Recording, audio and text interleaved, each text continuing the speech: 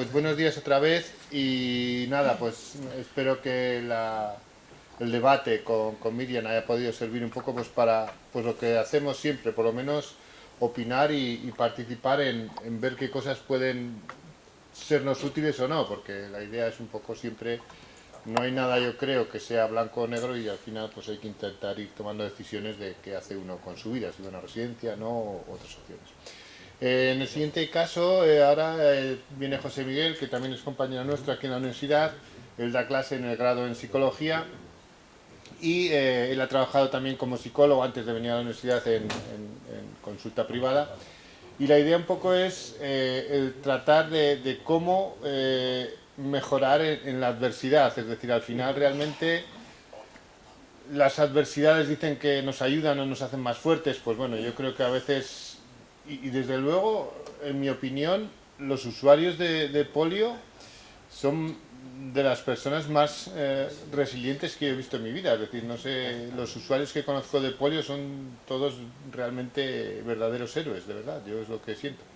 Entonces, bueno, yo creo que él os podrá ilustrar y lo mismo, la idea un poco es el poder debatir y enriquecernos todos. Gracias, José Miguel, por estar aquí.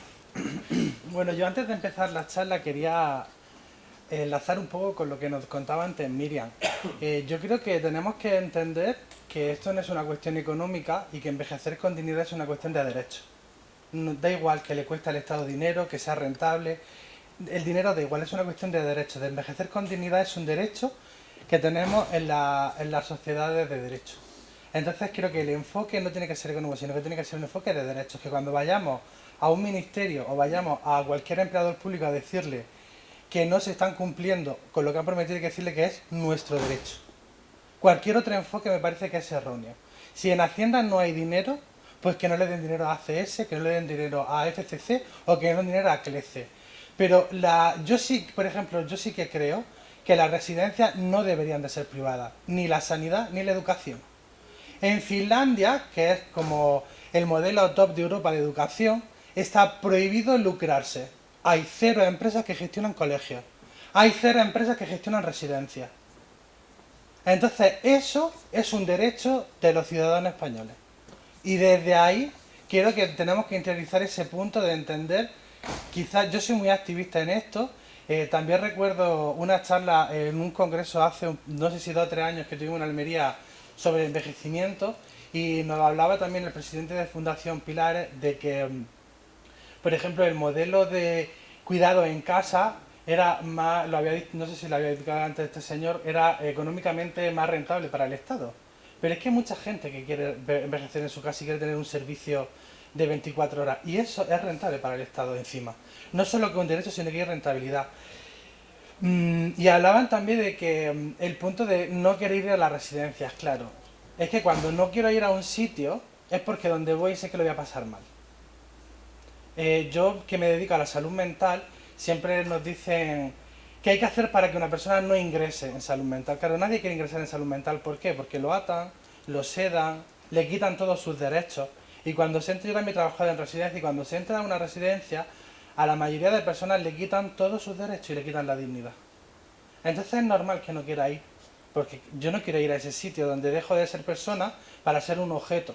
Y dejo de ser un sujeto político para ser un objeto que genera dinero a la entidad. Entonces creo que es fundamental que tengamos conciencia de derechos. Son nuestros derechos. De hecho, ahora que tenemos también el debate, ¿no?, de las pensiones, de que no es sostenible para la entidad y que los jóvenes tenemos que sostener un sistema, ese debate no es inocuo, ese debate surge porque se quiere meter en España pensiones, sistemas de pensiones privadas. No es por otra cosa, ¿por qué? Porque hay dinero, porque la población europea está envejeciendo y hay mucho dinero en el cuidado de personas mayores, hay mucho dinero que está involucrado con toda la parte de la jubilación y hay negocio. Si no, no importaría a nadie ni sería ni estaría en los estos, ¿no? Así que bueno, disculpar esta pizca de política, pero creo que es fundamental para entender de qué hablamos, ¿no? Yo iba a enfocar, cuando me llamaron para dar la pues un poco esta charla, ¿no? Sobre cómo envejecer y cómo llegar al envejecimiento, decía, siempre que hablo con personas que viven en una situación de vulnerabilidad, me cuesta mucho trabajo hablar de resiliencia, de adversidad, porque soy el ejemplo vivo de una vida, de lucha y de tener resiliencia, ¿no? Entonces, bueno, os voy a hablar un poco de conceptos sobre el envejecimiento que creo que es interesante y sobre algunos tips de cómo envejecer, ¿vale? Porque por suerte, como decía también Miriam, es una suerte de envejecer, porque si no algo ha pasado, se me ha truncado en la vida. Como os decía, en general, todas las personas que han tenido, en este caso, polio, han vivido una generación que ha sido marcada por la adversidad, ¿no?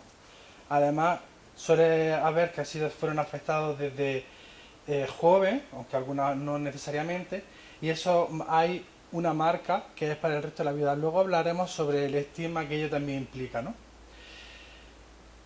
La vida ha estado marcada por limitaciones cotidianas, por pequeños retos que han hecho que tengamos que tener ingenio, que tengamos que buscar soluciones, que tengamos que adaptarnos a los contextos, lo cual nos ha permitido ser una persona muy voluble a las situaciones que se ha vivido, ¿no? Luego está el peso del estigma y la mirada social, aunque ha cambiado muchísimo la mirada hacia las personas con discapacidad. A día de hoy sigue habiendo un estigma importante. Antes decía una señora, ¿no?, que había muchas residencias, o sea, que hay residencias para o plazas para personas con discapacidad psíquica. A mí me parece lo contrario, igual es porque yo veo desde el otro lado y tenía la opinión contraria. Igual es cierto que hay discapacidad para personas, que hay plazas para personas que tengan demencia, pero no para personas con trastornos mentales, por ejemplo. O sea, no existe. Creo que lo decía la compañera, una persona con un trastorno mental de 30 años que es un gran dependiente no tiene ningún sitio donde ir. Termina normalmente en la calle si la familia no tiene recursos. Y esto se ve un montón, ¿vale? Entonces, bueno, el estigma que acompaña a las personas con discapacidad sigue siendo fuerte, ¿no? Y en vuestro caso, decía también un compañero, son olvidados. Me acordaba también, por ejemplo, de los afectados por el aceite de colza. ¿Dónde está esa gente? ¿Qué pasó con ellos, no? Otros olvidados de... Bueno, eso pasa hace mucho tiempo, ¿no? La polio pasa igual, eso ya es de algo que ya... Es que siguen vivos, ¿no? O sea, quiere decir que ya la gente ni se acuerda de ellos, ¿no? También, ¿no? Y qué mirada social hay, que es la del olvido, en este caso, ¿no? Y como decía, bueno, pues una historia de resiliencia detrás de cada persona. Luego cuando invitaba a la charla que me pudieseis también contar historias personales que seguro que hay que ayuda a compartir y que ayuda a entender entre las personas que estamos aquí. Quería hablaros de la teoría de un poco de la teoría de la discapacidad social. Antes decía, no me gusta hablar con personas vulnerables, sino que me gusta hablar de personas vulnerabilizadas porque hay una teoría muy interesante que dice que las personas son dependientes en medida en la que la sociedad lo hace dependiente. Es decir, si yo pongo el vaso de agua a 2,50 metros de altura, yo no llego. Pero si el vaso de agua está a esta altura, yo sí llego. Con lo cual, se me ha creado una necesidad. Y necesito que una persona venga, ponga una escalera y me coge el vaso. Y entonces eso me implicaría en que yo no puedo hacer una actividad concreta. O sea que en medida en cómo la sociedad no adapta los espacios, me crea dependencia. Yo podría hacerlo si estuviese adaptado, pero no adaptado para mí, sino adaptado para todas las personas. Porque cada persona tenemos un punto. En educación se llama DUA, pero para discapacidad física también debería de estar presente. Es decir, todos los espacios deberían de crearse adaptados para todos los contextos. Cuando trabajas con personas con discapacidad empiezas a ser muy consciente de las necesidades que tienen distintos colectivos. Por ejemplo, yo he trabajado con personas sordas, ciegas, y tienen unas características que se ve claramente cómo la sociedad se ha olvidado de ellas y no crean espacios. Y, por ejemplo, hay un desconocimiento enorme con respecto a la normativa de perros guía en servicios públicos, ¿no? Pero también con personas, veo algunas personas con movilidad reducida en silla de ruedas, ¿no?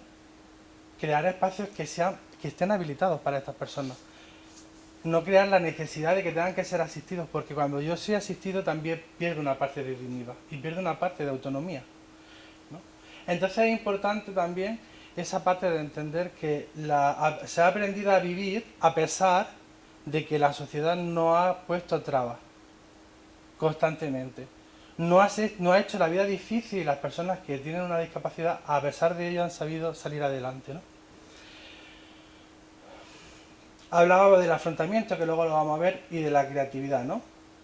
El afrontamiento eh, es una fortaleza interior que nos permite sobreponernos a cualquier circunstancia desde la aceptación y no desde la resiliencia, desde la mm, resignación.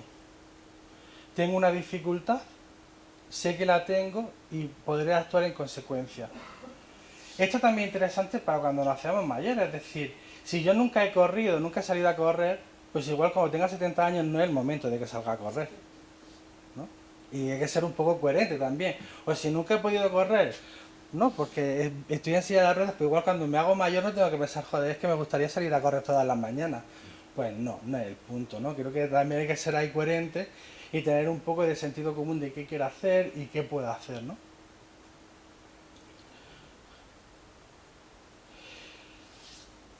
Em, También hay que entender el envejecimiento no tanto como una pérdida, sino como otra etapa de la vida.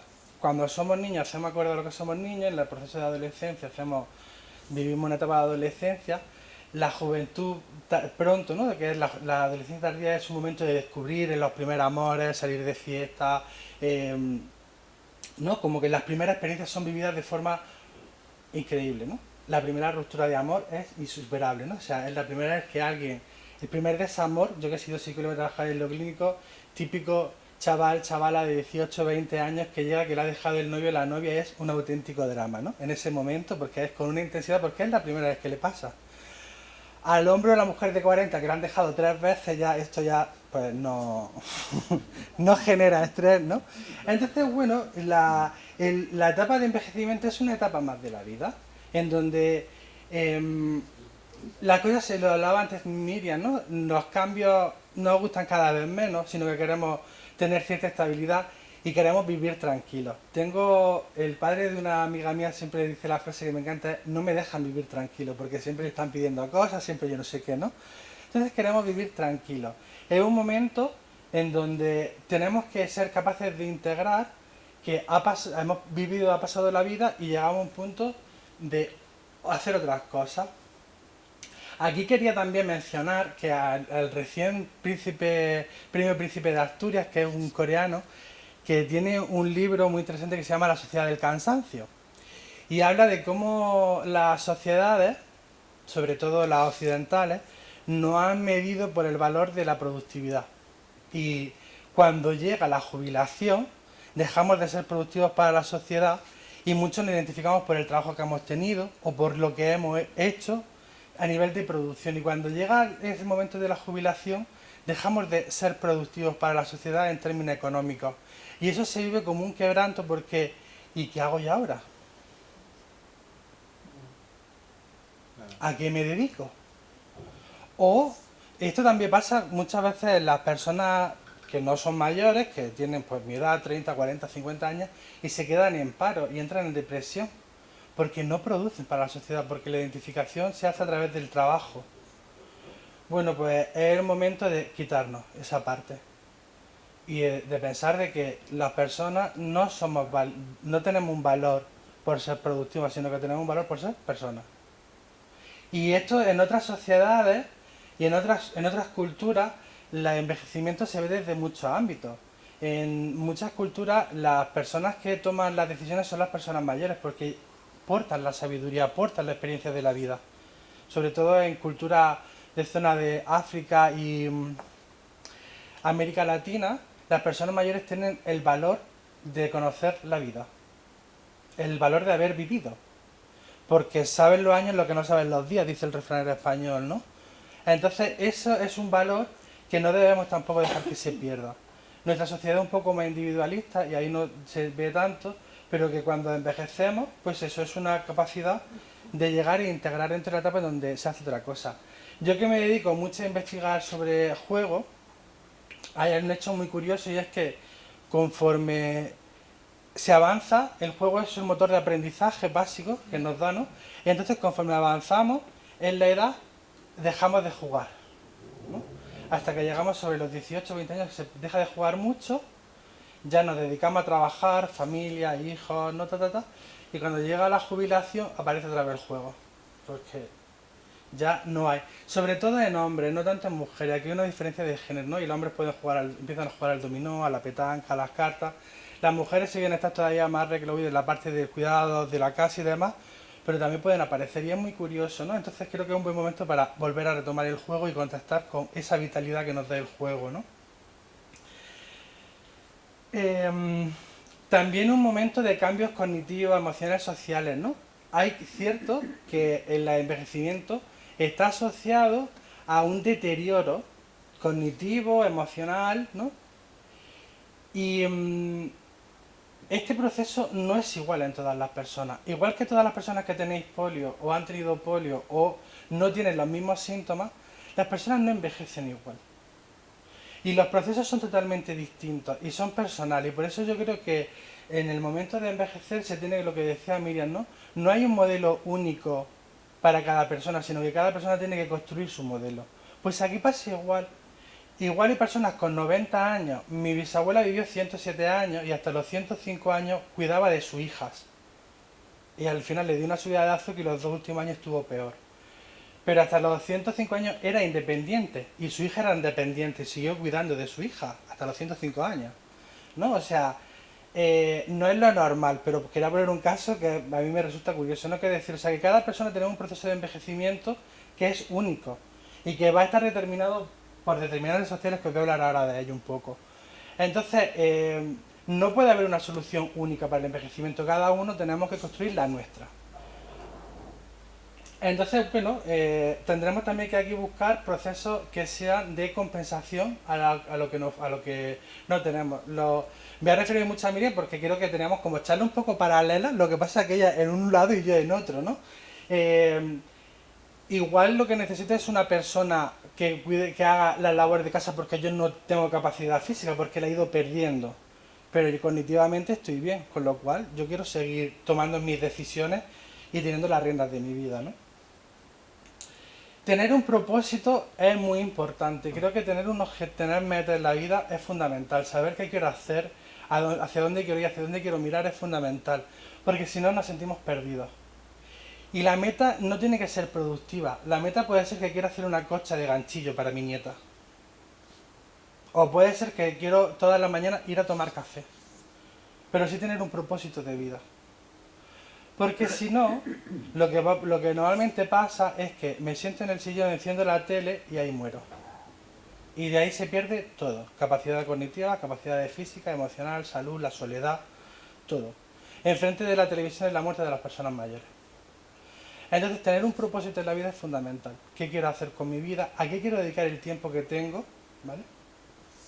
Y os quería hablar de los determinantes sociales de la salud porque son fundamentales.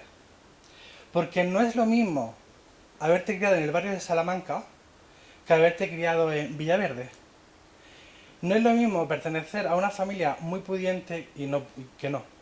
Entonces, esos son los determinantes económicos. Es decir, qué capacidad económica tiene, ¿no? ¿Puedo pagarme una residencia de 10.000 euros al mes? ¿O me tengo que esperar a que la pública me dé la plaza? Y como decía Miriam, como va por grado de dependencia, hasta cuando no tengo un grado de dependencia alto, no me va a dar, porque no hay suficientes plazas en la pública. Entonces, cuando me dan el grado 1, no entro. Porque va por punto, necesito que suba mi grado de dependencia. Porque económicamente el grueso de la población puede estar más o menos equilibrado, salvo que no tengan nada de recursos, ¿no? Los determinantes sociales, el contexto. No es lo mismo envejecer en un pueblo que envejecer en la ciudad. Pero tampoco es lo mismo si he estudiado, si no he estudiado, tampoco. Hay muchos determinantes que influyen. Por ejemplo, uno de los mayores factores de protección es tener estudios, por ejemplo, contra las demencias. Entonces ahí también está, entonces eso también influye. Y lo mismo, no es lo mismo vivir en un pueblo que tiene sus ventajas e inconvenientes que vivir en una ciudad, que también tiene sus ventajas e inconvenientes. Porque en el pueblo es verdad que tengo todo más lejos, pero también hay un factor de cuidado mayor que en la ciudad. En la ciudad es más individual. En la ciudad igual no conozco a los vecinos. Si me acabo de mudar, no conozco a los vecinos de donde vivo. Si vivo toda la vida, muy posiblemente sí, pero si no, no. Ni siquiera sé quién es el vecino de enfrente. Pero en el pueblo sí me van a cuidar más. Sanidad y servicios públicos. Bueno, esto yo creo que lo hemos dicho antes. A mí me parece que es fundamental el derecho de lo público, porque eso equipara la parte de económica. Y a mí, como me ha tocado ser pobre en esta vida, no sé en otra, pues tengo que defender lo público. Porque se me va la vida en ello, literal. Si tuviese muchos millones en el banco, pues igual me daría igual. Pero yo si tengo un cáncer, o si por lo que sea soy dependiente, quiero que los servicios públicos me lo cubran todo. Si tuviese dinero igual, pues lo que os digo, en otra vida a lo mejor soy rico y no me importa, pero en esta sí me importa mucho. Entonces, ¿qué servicios públicos tengo en el lugar donde estoy? Es fundamental. ¿Tengo un médico accesible o tengo que llamar al médico y me dan la cita para dentro de 3 semanas? ¿Tengo el especialista que me lo dan para dentro de un mes? Pues para dentro de un año, pues igual que yo no estoy vivo. También, por ejemplo, en esto hay algo que me parece muy increíble, es que se llama edadismo, que luego hablaremos del estigma, es como a muchas personas mayores se le niega tratamientos médicos que a una persona joven sí se le daría. Si a esa persona mayor le queda un mes de vida, es su mes de vida.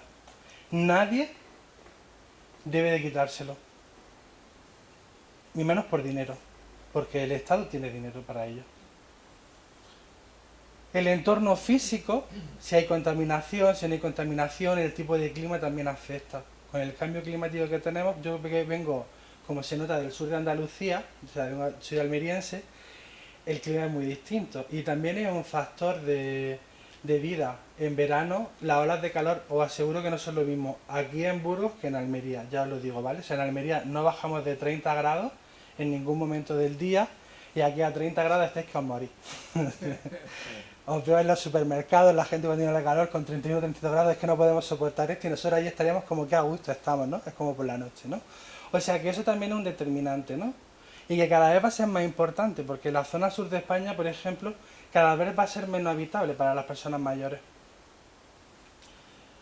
Determinantes conductuales, que tiene que ver con todo lo que yo he hecho a lo largo de mi vida. Por ejemplo, yo que tengo sobrepeso, pues es un factor de riesgo para futuras enfermedades cardíacas, ¿no? O sea, cómo yo he vivido mi vida a lo largo de mi vida, pues eso también va a determinar cómo yo envejezco, ¿vale? Y determinantes personales que se refieren, por ejemplo, a factores, lo vamos a ver ahora después en otra diapositiva, en cómo yo afronto la vida. Cuánto yo me conozco de mí, a nivel emocional, a nivel psicológico, ¿vale? Entonces todo eso hará un envejecimiento activo. Y está influenciado por la cultura, y también hay una diferencia muy clara y muy marcada en si soy hombre y si soy mujer, porque eso también determina cómo yo voy a envejecer, porque también el género también ha determinado todo el resto de factores, ¿vale?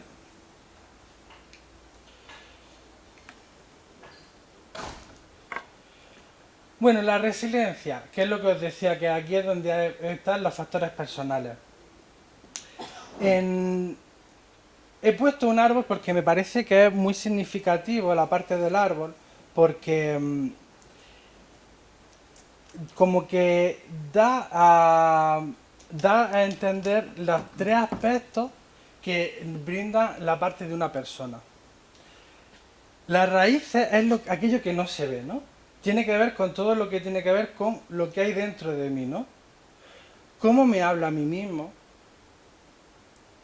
¿Cuánto me conozco? ¿Qué sé de mí? ¿Quién soy? Toda esa parte hace de sostén del árbol y nutre el árbol. Es muy importante que a lo largo de la vida, y si no es el momento de empezar, en cualquier momento empecemos a hacernos preguntas sobre quiénes somos. Tenemos una voz interior todos y todas sobre cuando nos miramos al espejo, ¿qué nos decimos? ¿Nos hablamos con cariño? Si no, deberíamos de empezar a hacerlo y lo forzamos. O nos hablamos siendo juiciosos, con crítica, ¿vale? Si nos hablásemos todos con cariño, los cirujanos ganarían menos dinero también. Los cirujanos estéticos ganarían menos dinero, ¿vale? Porque no nos molestaría que vemos en el espejo, ¿no? Nos daríamos los buenos días y nos diríamos qué guapo, qué guapa que estoy hoy y cuánto me quiero. Esa voz interior es muy importante. Tiene que ver el autoconocimiento. ¿Qué me pasa cuando estoy triste? ¿La tristeza es para toda la vida o es estacionaria? ¿No? Pues si yo sé que Cuando sucede alguna cosa, me suelo poner un poquito más triste, eso también me permite conocer que igual dentro de 2 semanas ya no voy a estar triste. Y que se me va a pasar, y que es un proceso que lo tengo, ¿no? Hablaba también antes, miren, un poco de soslayo, que cuando nacemos mayores empieza a haber pérdidas en nuestro alrededor.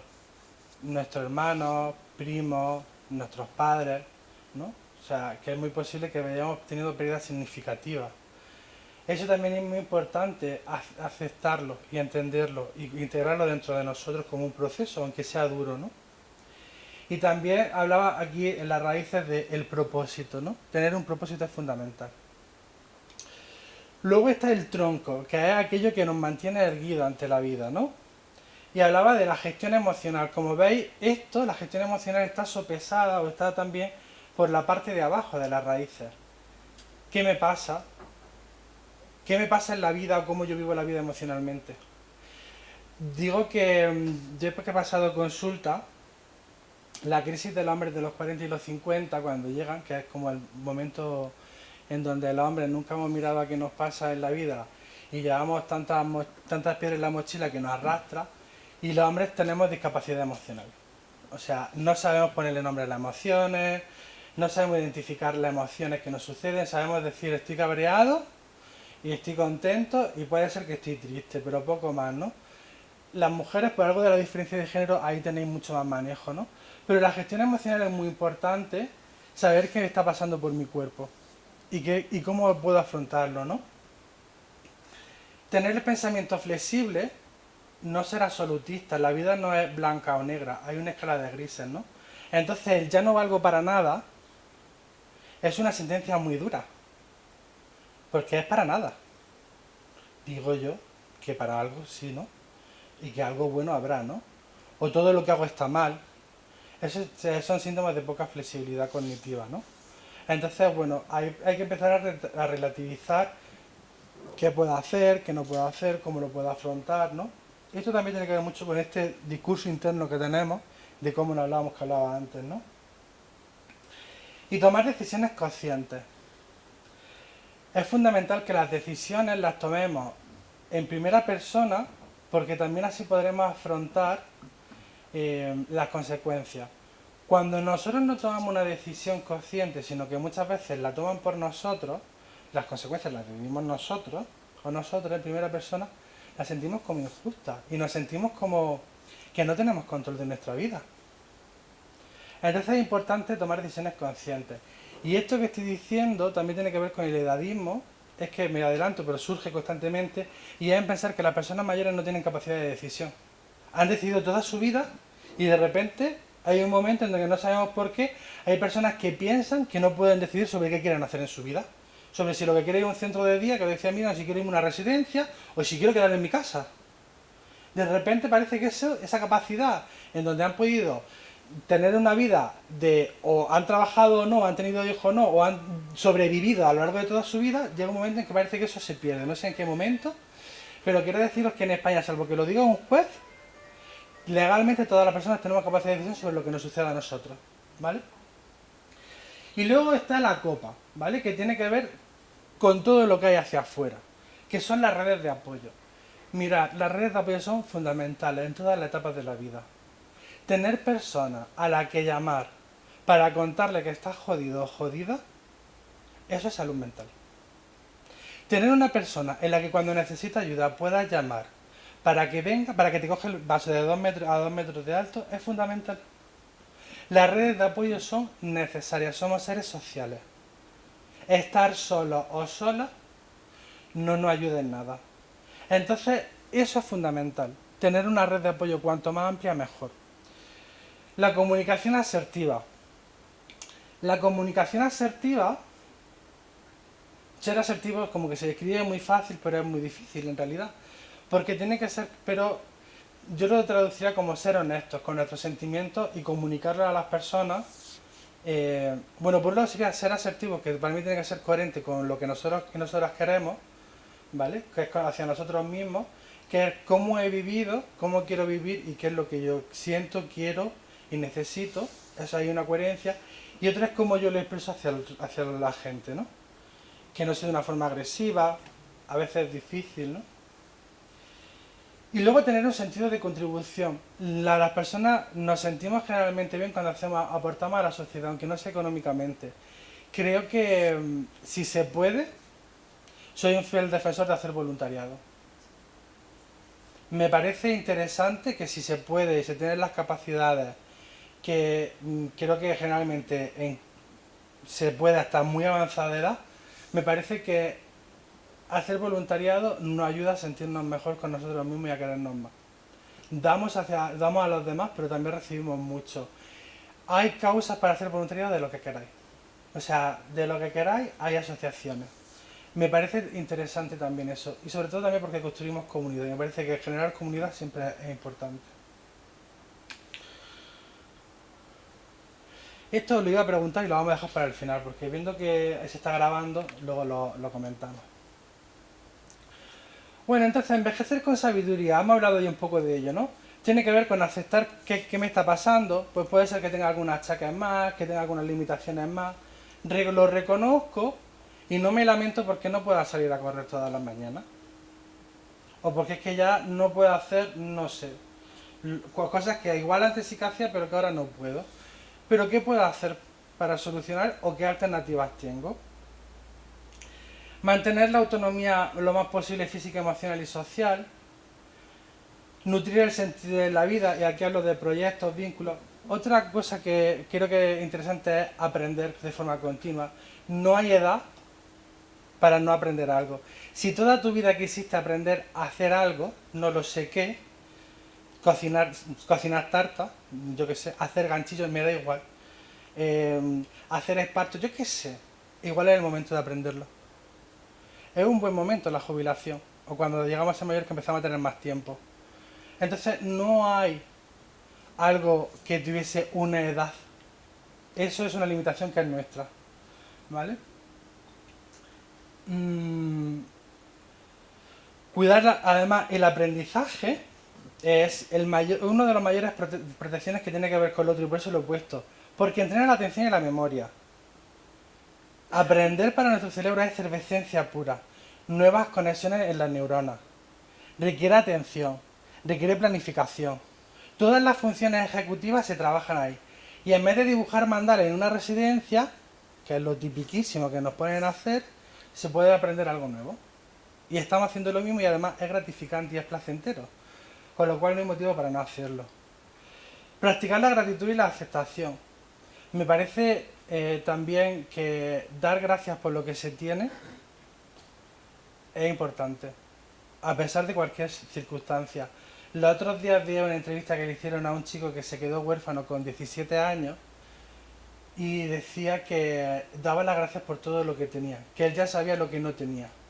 Y me parece que era una reflexión muy interesante porque todos echamos de menos lo que no tenemos y lo que no podemos, pero creo que todavía hay que un poco dar las gracias por lo que sí podemos hacer. No por aquello de que podríamos estar en peores circunstancias, sino porque igualmente podemos hacer muchas cosas, ¿no? Buscar espacios de humor, reír, es terapéutico por sí solo. Me parece que es, o sea, 100% necesario. No recuerdo ahora el autor, pero había un autor que decía que ser mayor es como capaz de reírse de las adversidades. Y que eso es madurar. Que la gente que no es capaz de reírse de las adversidades, sino que solo guarda rencor y odio, no ha madurado emocionalmente, ¿no? Entonces el humor es necesario. Tener conversaciones, hablar, que esto habla también con la parte social, es fundamental.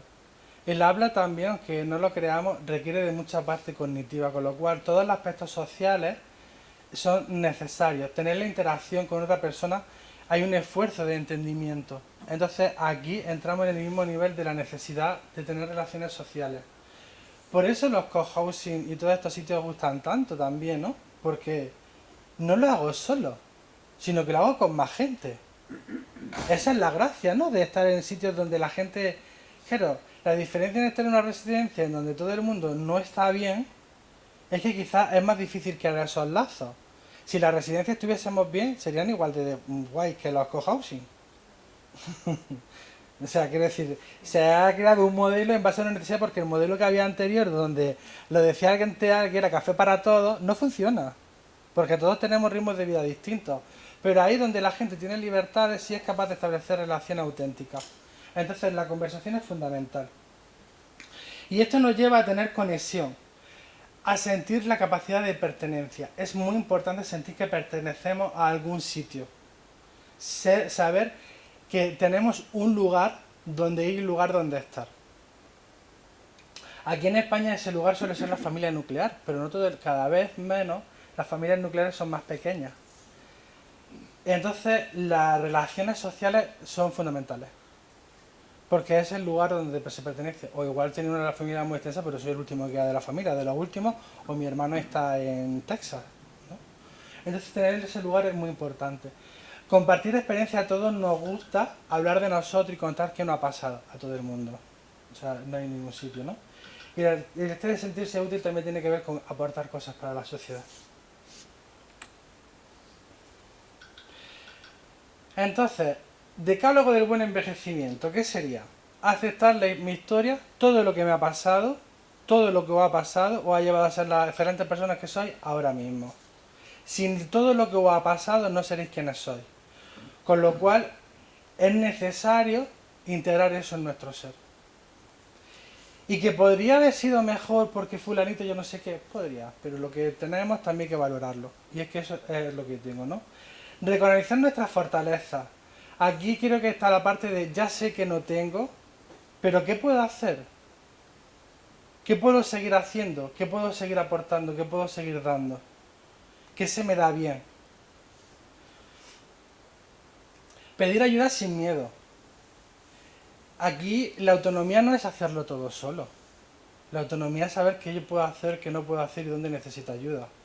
También refranero que dice aquello de si quiere ir rápido ve solo, pero si quiere ir lejos ve acompañado. Pues aquí está también esta reflexión, ¿no? De es importante saber para qué y cuándo necesito ayuda y que por pedirla no soy ni de menos ni se me quita valor como ellos, sino que bueno, es mi circunstancia. Cuidar las relaciones, ya lo habíamos hablado, es la mejor de las mejores salud mental, no sentirse solo y tener alguien con quien hablar, es de lo mejor. La mayoría de personas que vienen a consulta necesitan esto. No tengo que hacer nada, solo tengo que escucharla con atención y con empatía, mejora, honestamente. Seguir aprendiendo, aprender nuevas cosas, como os decía, me parece que es la mejor estimulación cognitiva posible, es aprender a hacer cosas. Agradecer lo cotidiano, encontrar un propósito, cuidar la cuerpo y el mente y tratarnos con amabilidad. Tratémonos a nosotros como tratamos a los demás. No seamos más críticos con nosotros que con los demás. Permitámonos el error, ¿vale? Cultivar el humor y la creatividad. Pongo siempre lo del arte, porque o artes plásticas o expresión de cualquier tipo, porque me parece muy interesante. Si no has aprendido ningún instrumento, igual es el momento de aprenderlo. Si nunca has aprendido a pintar, igual es el momento de aprender a pintar. No sé, igual ahí se encuentran cosas que antes no veíamos, se encuentran aficiones que antes no se veían, o algo que queríamos como imposible. No hay que ser Velázquez para pintar. No pintas para vender cuadros, pintas por gusto, por placer.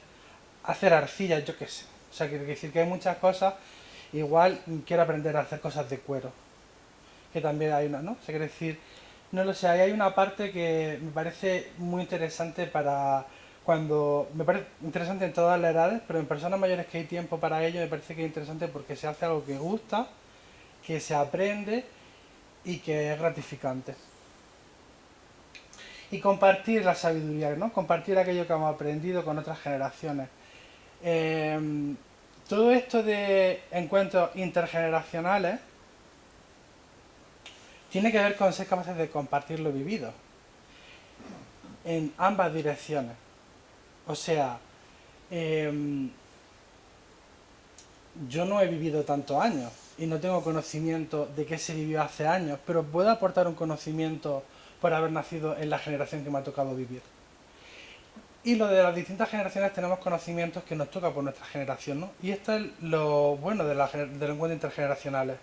No es juntar personas de distintas edades para hablar sobre la Dama de Elche, sino que hablar de cómo he vivido, cómo ha sido mi vida y qué puedo aportar yo al momento presente. ¿Vale? Aunque nos podemos juntar para hablar de la Dama de Elche o de Atapuerca, me da igual, ¿no? Pero la gracia de juntar varias generaciones tiene que ver con que cada persona pueda aportar desde su generación.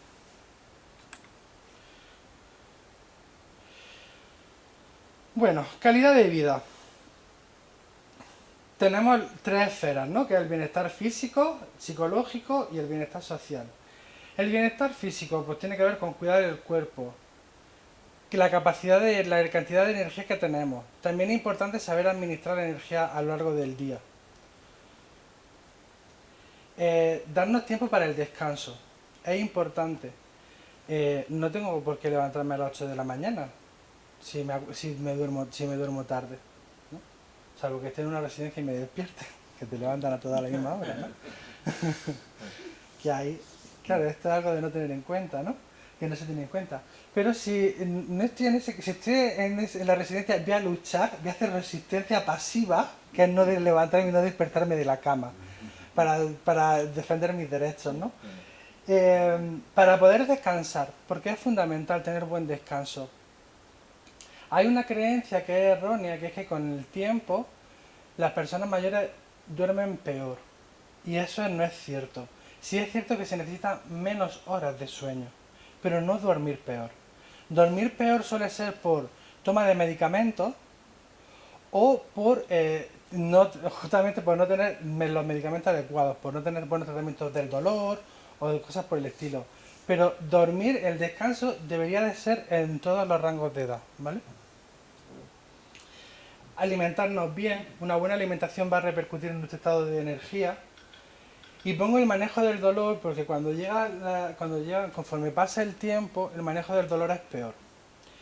Entonces, tener un buen manejo del dolor es muy importante.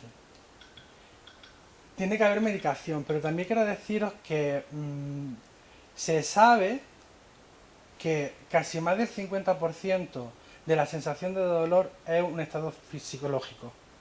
Por ejemplo, la morfina, más del 30% de su efectividad tiene que saber con que la persona va a tomar morfina. Porque todos sabemos que la morfina es un potente analgésico. Y eso ya nos predispone por el efecto placebo sobre lo que vamos a tomar, ¿vale?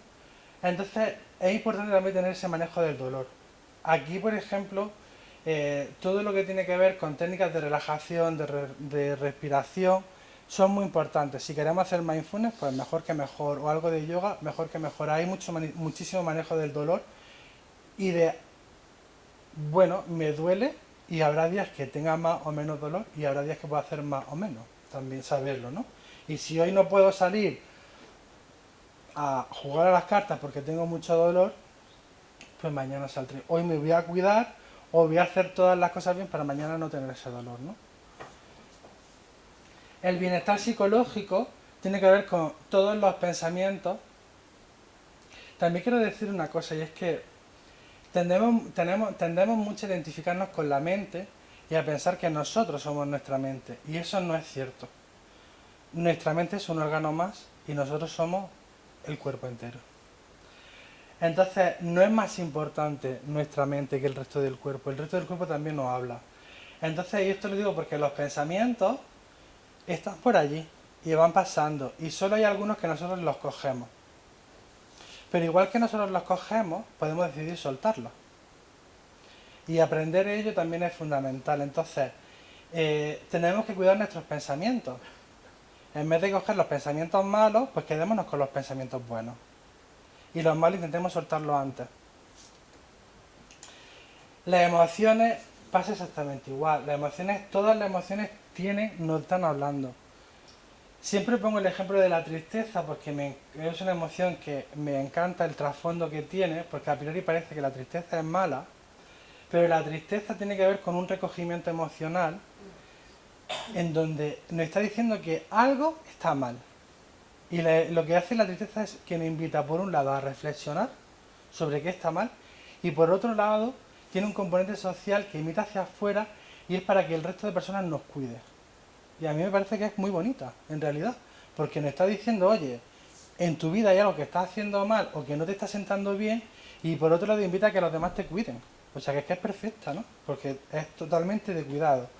Entonces, todas tienen algo por lo que funcionó. El enfado, el enojo te está diciendo que eso te está haciendo un agravio a ti como persona, ¿no? Entonces, cuando estás enfadado, puedes pensar, ¿por qué estoy enfadado? ¿Qué ha pasado para que yo me enfade? No, porque puede pasar que una persona llega, nos dice cualquier cosa y de repente cuando estamos ahí como muy enfadados. Pero si tú te pones a pensar, esa persona no tenía culpa de nada de tu enfado. ¿Qué hay detrás de ese enfado? Que esa persona te lo ha provocado.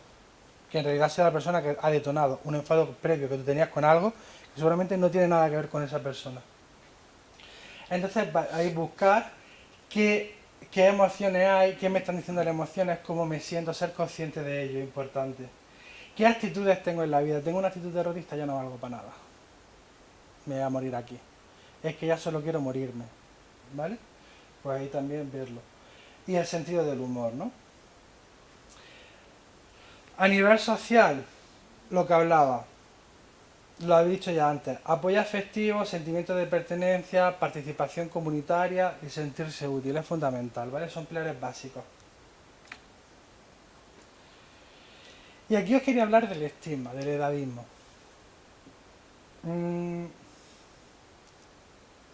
El estigma tiene tres componentes.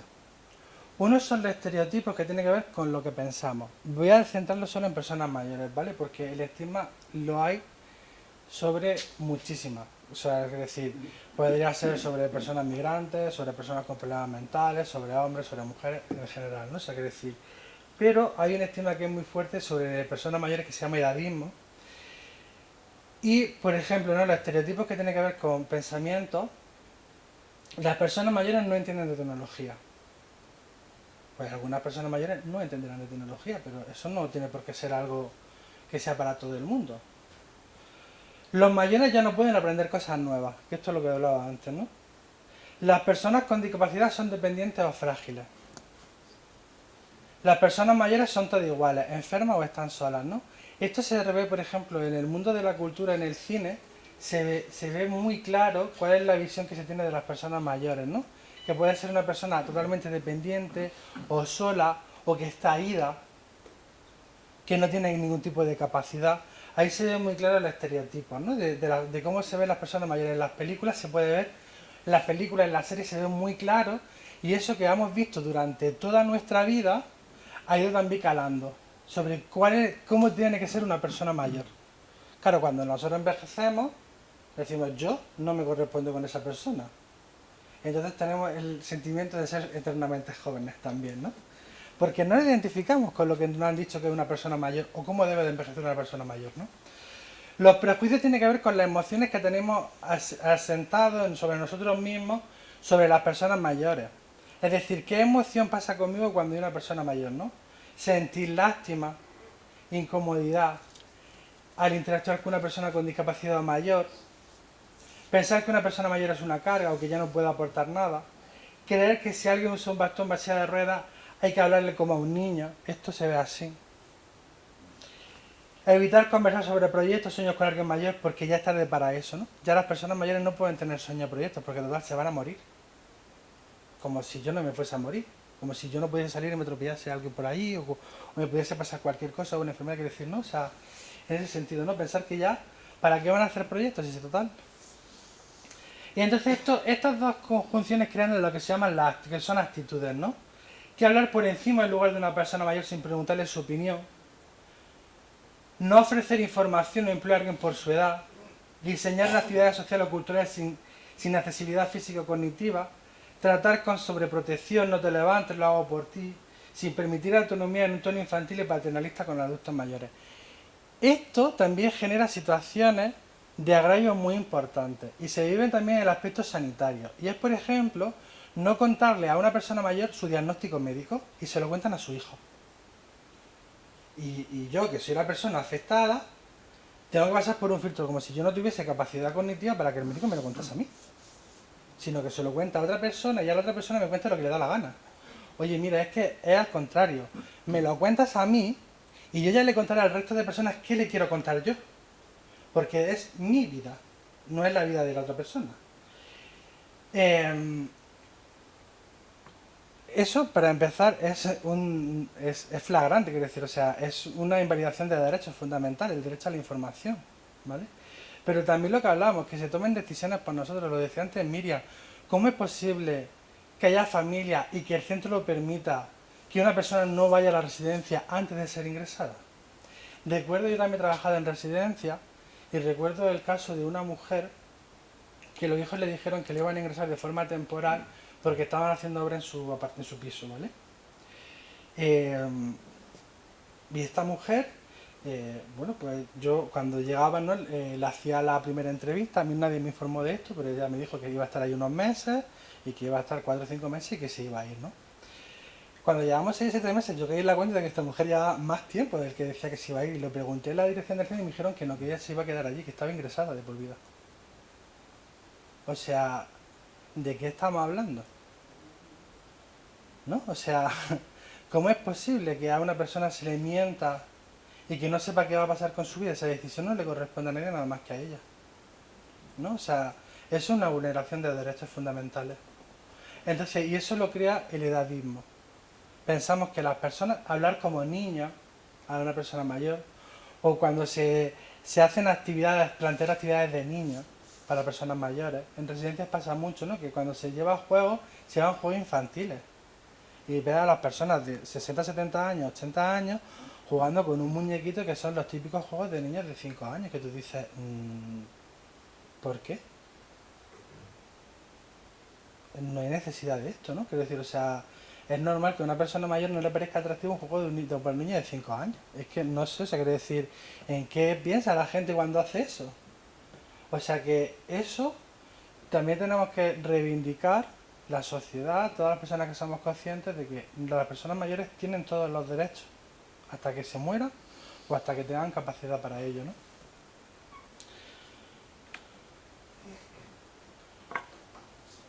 Entonces, de esto tenemos también que la sociedad nos ve de distintas formas, ¿no? Y una es como se asocia a la vejez con la pérdida, la dependencia y la inutilidad, por todo lo que hemos estado hablando antes.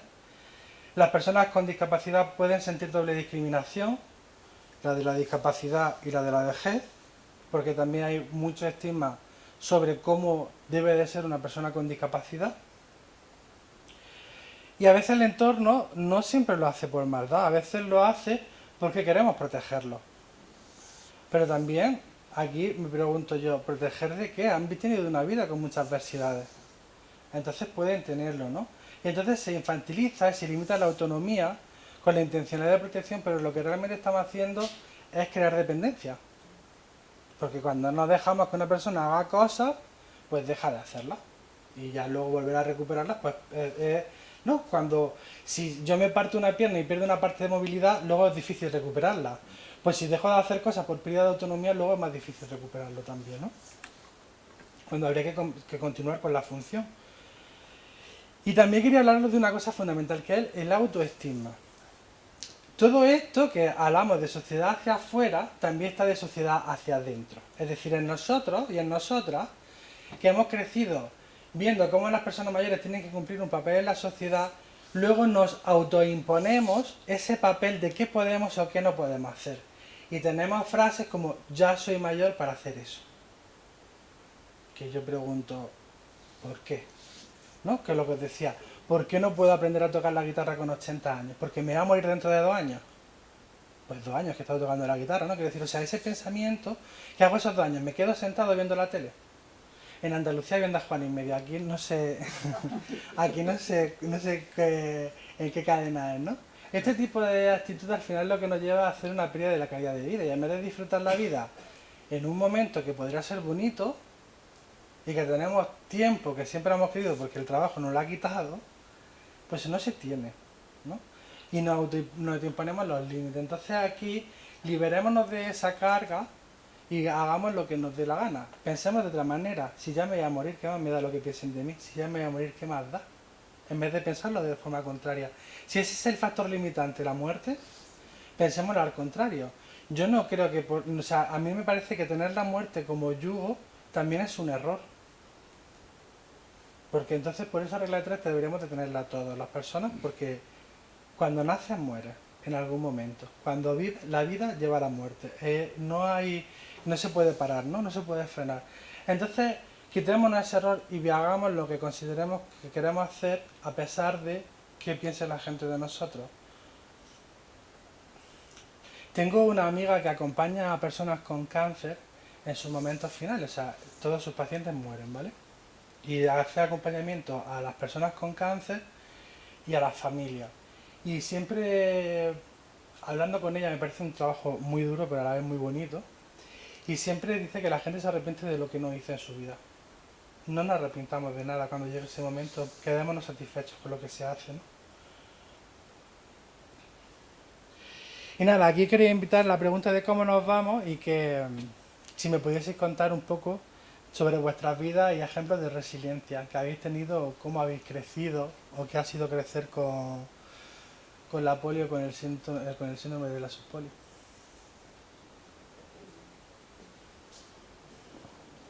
Aquí, ¿quieres contar? Vale. No, adelante. ¿En qué sentido lo dices? Experiencias de vida. Bueno, pues normalmente lo que hemos tratado de alguna manera es de integrarnos con los demás, es decir, de que esas diferencias que tú tuvieras, que se notaran lo menos posible por parte de todos los que te rodeaban. Y lo que ibas tratando de hacer siempre es ponerte retos, pequeños retos que te hacían lograr cosas, ir en bici, subir unas escaleras, es decir, los constantes retos eran básicos precisamente pues para crecer, para sentirte mejor.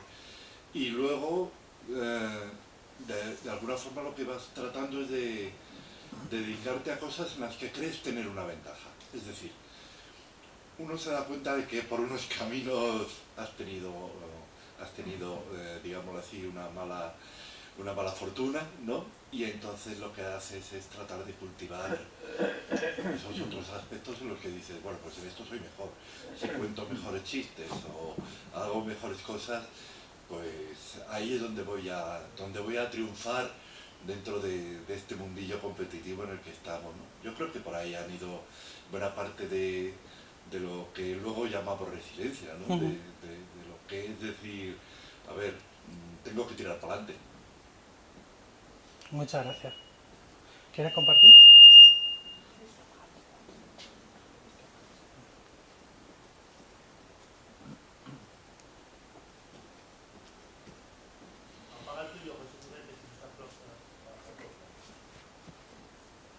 Nada, simplemente compartir. Yo he vivido bullying de pequeña por el tema de ser diferente y bueno, pues me ha tocado pelear bastante para demostrar que era igual que otro. ¿Y qué aprendizaje te has llevado? Pues a ser más fuerte psicológicamente, físicamente, a ponerme retos y cumplirlos y formar mi personalidad. Y el aprender que has dicho, pues me sigo poniendo retos. No quiero parar, quiero aprender música, quiero aprender un instrumento. Y ahora que puedo, pues sí que tengo tiempo, pues no quiero parar, quiero seguir aprendiendo. Muchas gracias. ¿Alguien más quiere compartir alguna experiencia vital? Sí, yo mismo.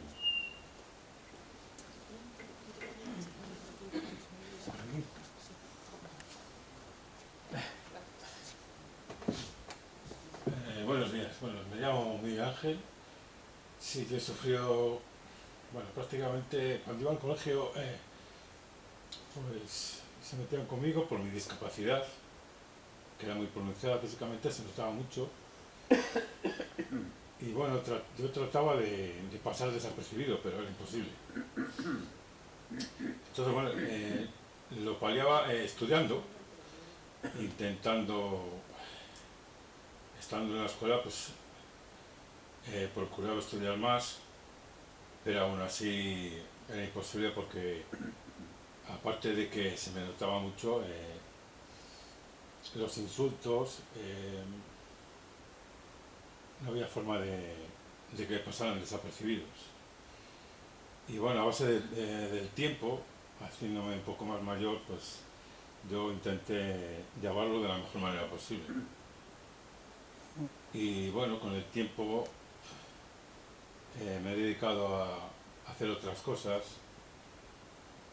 a, a que los amigos prácticamente saben ya lo que tengo, aunque lo sabía, pero bueno, de otra manera. Intentaba las risas, pues compartirlas, porque si no iba a ser peor. La tristeza sí que cuando estás solo es cuando más lo notas.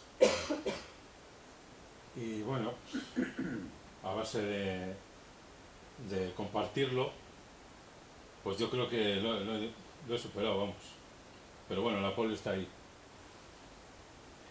Miguel Ángel, ¿qué ha aprendido en esto de esa experiencia de vida?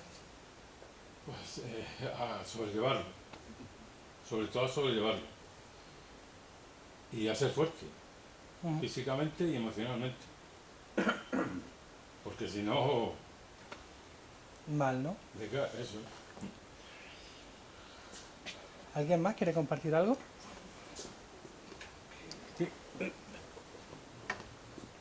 Hola, yo tengo la suerte de que nunca me hayan hecho bullying ni nada de estas cosas, siempre era de los guays, o sea, no tenía problemas. Pero sí que recuerdo, yo tuve una polio paralítica, tardé 6 meses en recuperar andar, con lo cual eso te marca un poquillo, te hace un poco introvertido y luego como es tan introvertido pues tienes que sacarlo todo fuera, ¿no? O sea, y es después los que montan más juergas y demás. Con mis amigos en la fiesta mayor del pueblo pues hacíamos el baile del cojo, o sea, también, pero era divertido. Y después sí que cuando te demuestra que parece que nunca, el trabajo nunca da suficiente, porque tienes unas ciertas limitaciones a veces de darte, no sé, de que estás un poquillo más embotado que los demás, ¿no? Mm. Pero, bueno, eso lo compensas con muchas horas. Y ya, hasta que no llego, y he pasado muchas historias, nos hemos arruinado, nos hemos hecho de todo, o sea, y he seguido superando todo el tema, pero cuando llega un momento, por ejemplo en el 2014, que a mí me da un infarto, en ese momento revienta todo. La pospolio se hace mucho más dura, el cansancio, ya no sabes si te cansas porque te falla el corazón, si te falla la polio, que te está fallando y tal, y en esas dicotomías pues ibas andando sin saber dónde coño estabas. Eso que creo, pues me creó una depresión bestial de aquellas de que atacaba a todo el mundo, o sea, yo estaba en contra del mundo, o sea, porque el mundo estaba en contra mía. Sigo yendo al psiquiatra todavía y esas cosas, pero al final ahora te das cuenta de que entras en paz con la gente, no toco claxon a nadie, aunque me pegue un cerrazo con el coche, o sea, no soy de los que vaya pitando ni cosas de estas, ni me pongo nervioso.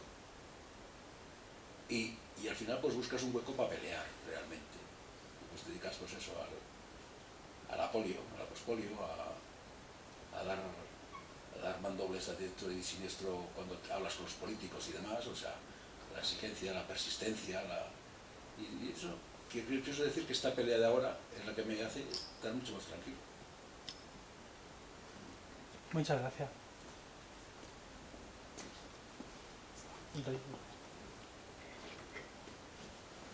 A mí me gustaría que, también puedo compartir mi experiencia, pero que nos explicaras un poco, igual que hablas del edadismo, que nos explicaras algo que también nos implica y nos toca directamente, que es el capacitismo, que también es muy importante tener en cuenta, ¿no? Porque si quizás mucha de ese ajuste que ahora están expresando, o podemos expresar, pues tampoco compartirlo, si queréis ahora, después de que nos lo expliques, pues puedo compartir mi historia, mi vida y mis sensaciones, ¿no? de vida, ¿vale? Pero te pediría, por favor, pues nos compartieras para que también conocieran. Sí, muchas gracias por traer el capacitismo porque estaba implícito en todo lo que estáis diciendo.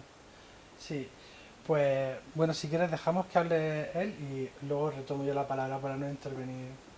Querías tomar la palabra, ¿no? Sí, perdón. Un segundo. Un día leí en un artículo del País que me resultó súper interesante, que el problema fuerte del polio lo escribió una persona que tenía polio. Para él había sido, yo me sentí identificado, pues lo saco aquí, que hay etapas de la vida en las que las pierdes. Y hablaba en concreto de la adolescencia. Nada más.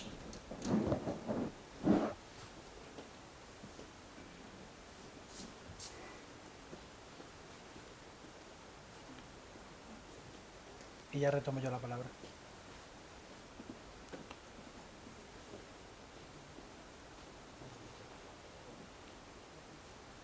Hola. Bueno, yo la verdad que he sido bastante rebelde. La polio me atacó mucho de pequeña a los 9 meses, pero he sido un personaje como muy rebelde y sigo siendo muy rebelde. Sí que es verdad que tuve un paréntesis en mi vida, en la adolescencia, que, bueno, mentalmente me encontraba como una persona normal, pero claro, ahí tuve que hacer un sobreesfuerzo, ¿no? Y ya con 40 y pico de años ya entré en el síndrome pospolio, pero bueno, la rebeldía esa no se me va, la fuerza tampoco se me va, y a por todas, agradeciendo que estamos aquí, y poco más, sobre un poco agradecer. Antes de hablar del capacitismo, habla. No, ves que veo que todos habéis podido ir disimulando la polio. Que dice, yo voy en bicicleta o yo en el colegio, no sé qué. Yo es que a mí no me ha hecho falta que me lo viesen porque yo toda la vida o me han tenido que llevar en brazos mis padres o luego con muletas.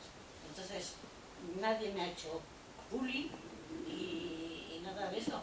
Pero tampoco he podido decir, ahora me voy a subir o voy a correr como vosotros, porque es que lo que hay. O sea, que no, eso.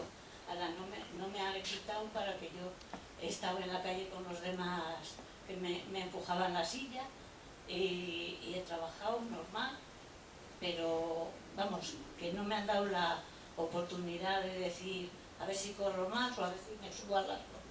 Eso no ha podido ser. Quería que compartiese experiencias de vida, no porque sea cotilla, sino porque sabía que iba a haber como mucha diversidad en las experiencias de vida. Y todas tenéis en común que tenéis polio, o tenéis la pospolio, ¿no? Y es que cada persona enfrenta desafíos únicos, indistintamente de si tiene polio o no tiene polio. Es cierto que la polio supone una desventaja, porque implica una discapacidad. Y en esos factores determinantes de la salud que hablábamos, si viviésemos una sociedad justa, eso no debería de ser un escollo en la vida, pero no vivimos en una sociedad justa, ¿no? Entonces también quería traer eso, porque al final todas las personas, yo también sufrí bullying y lo sufrí en mi caso por ser gay, entonces todas las personas hemos enfrentado experiencias de vida únicas. Yo he atendido en mi consulta gente muy rica, que pensaríamos que no deberían de tener problemas, pero los tienen también, ¿no? Distintos, de distintas índoles. Pero también quiero deciros que quería quedarme con una frase que dice una psicóloga mexicana, que la vida no es lo que nos pasa, sino lo que nos contamos de ella. Y me parece muy interesante, ¿no? Porque, por ejemplo, esta mujer que toda su vida está en silla de ruedas, no cuenta que ha sufrido bullying, pero habrá tenido otros problemas en la vida, distintos a los de, por ejemplo, en tu caso, ¿no? O sea, quiero decir que al final hay una parte importante de cómo afrontamos la vida nosotros y qué es lo que nos contamos nosotros de lo que pasa en nuestra vida. Y eso es lo que nos queda. Cómo yo me cuento cómo fue la adolescencia no vivida, que coincido contigo en que hay enfermedades cuando son niños, hay etapas de la vida donde no se vive y son muy importantes en el desarrollo, porque es muy importante, por ejemplo, en la adolescencia la socialización. Igual no se pudo tener una buena socialización.